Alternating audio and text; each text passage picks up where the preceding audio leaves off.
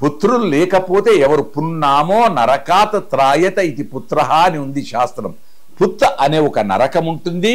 ఆ నరకాన్ని నుంచి దూరం చేసేవాడు సుపుత్రుడు అవుతాడు. అందుకే ఆయన ఇవన్నీ నిర్వర్తిస్తాడు అంటారు. అపుత్రస్య గతిర్నాస్తి అని చెప్పారు. పుత్రులు లేకుంటే నీకు ఉత్తమమైన గతులు లేవన్నారు. కనుక పుత్రాత్ పౌత్రాత్ ఇచ్చేత్ పరాజయం. మనుమలు చేయవచ్చు, బంధువులు చేయవచ్చు, స్నేహితులు చేయవచ్చు, ఎవరైనా చేయవచ్చు గతి ఉత్తమ స్థితికి రావటానికి. ఇక్కడ కూడా మళ్ళీ అనుమానం, పురుషులే చెయ్యాలా స్త్రీలు చేయొద్దా, అవన్నీ అనుమానాలు వదిలేద్దాం. ఆయన గూర్చి దాన ధర్మాలు ప్రధానమైనవి కనుక ఆ పుత్త అనే నరకాన్ని దూరం చెయ్యటానికి ఏవైనా ఎవరైనా చేయవచ్చు. పుత్రుడు చేస్తే మేలు. అన్నప్రాశనం అనేది గొప్పది. మనకు షోడశ కర్మలు ఉన్నాయి. 16 కర్మలు మానవుడికి పుట్టినప్పటి నుండి పైకి అంత్యచేష్టి వరకు 16 షోడశ కర్మలు జరపాలి. అందులో గొప్పది అక్షరాభ్యాసం, అన్నప్రాశనం. అన్నప్రాశనం నాడే ఆవకాయ పచ్చడి తింటారు. భయపెట్టడం మన ధర్మం, భారతదేశపు ధర్మం కాదు. కనుక అన్నప్రాశనుడు చక్కని పాయసాన్నాన్ని ఆ బాబుకి ఇవ్వాలి. అది ఎప్పుడు ఇవ్వాలి? 5వ నెల 6వ రోజు. 5వ నెల దాటగానే 6వ రోజు, 5వ రోజు దాటి 6వ రోజు నాడు ఇవ్వాలి. కానీ కొందరు 6వ నెల 6వ రోజు కూడా ఇస్తున్నారు. తప్పేమీ లేదు. ఎప్పుడు ఇస్తే ఇప్పటిదాకా చెప్పుకున్నామే భగవత్ ఆరాధనకు సమయం ఏమిటి అని. అప్పుడు ఎందుకు రుచులకు వస్తాయి. తల్లిపాలు తగ్గుతుంటాయి, స్తన్యం.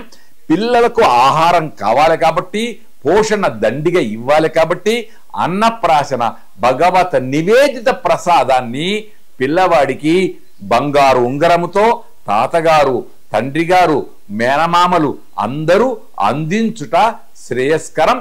ఆశీర్వచనం, వైభవం, పుష్టి, తుష్టి దానితో చేకూరుతుంది. భగవత్ అనుగ్రహం చేకూరుతుంది. శుభం. వ్రతము అనేది కల్పం. ఆ కల్పంలో అనేక వ్రతాలు ఉన్నాయి. అనేక వ్రతాల్లో ముఖ్యమైనది పూర్ణ కలశం పెడతాం, పూర్ణ కుంభం అంటాం. భగవంతుణ్ణి పటంలో చూస్తాం, విగ్రహంలో చూస్తాం.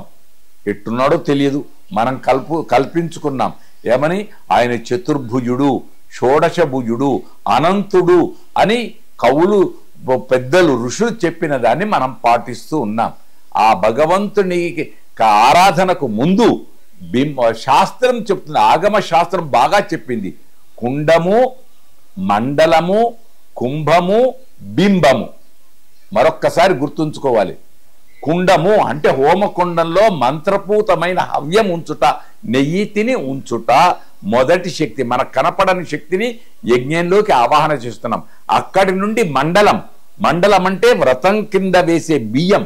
ఆ బియ్యంలో ఆయా శాస్త్ర పద్ధతిలో మండలాన్ని ఏర్పరుస్తాం. మండలం.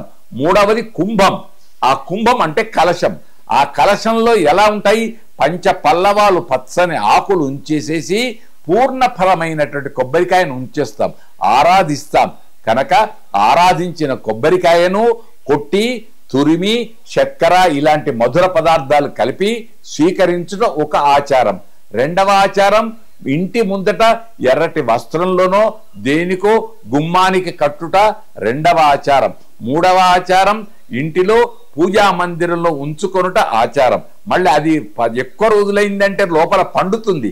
పండిందే అని చెడుగా భావించకూడదు.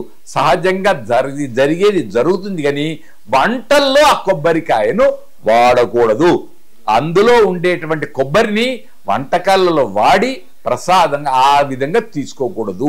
కనుక పూర్ణ ఫలం ఉందే, ఆ పూర్ణ ఫలం ఇంటిలో ఆనందాన్ని పంచేటువంటి ఆనంద నిలయవాసుడి దీవెనగా భావించి దాన్ని ఆరాధించుట ఉత్తమం. ఇంటికి గుమ్మం ముందట కట్టడం చాలా శ్రేయస్కరం. శుభం. తక్షశిల మీడియా ఛానల్ ని సబ్స్క్రైబ్ చేయండి, లైక్ చేయండి, షేర్ చేయండి.